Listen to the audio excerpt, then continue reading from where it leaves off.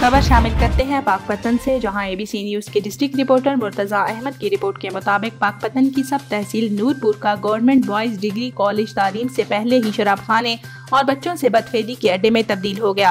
रात गए एक बच्चे से सियासी रहनुमा की बदफेली, पुलिस ने 2 मुलजमान को गिरफ्तार कर लिया। तफसीलात के मुताबिक पाकपतन की सब तहसील नूरपुर में जेर तामीर गवर्नमेंट बॉयज डिग्री कॉलेज में ओबाशों ने 2 बच्चों को शराब पिलाकर एक बच्चे से बदफेली कर डाली।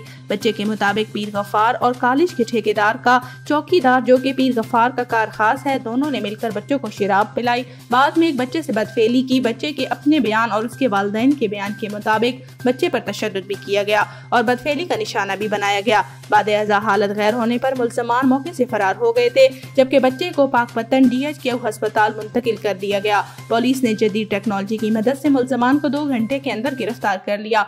गाँव के मुअज़्ज़िज़ीन के मुताबिक government boys degree college Noorpur में आए रोज शराब व शबाब की महफिलों का भी इंकशाफ हुआ है। इलाका मकीनों ने DPO पाकपतन से फौरी नोटिस का मुतालबा किया।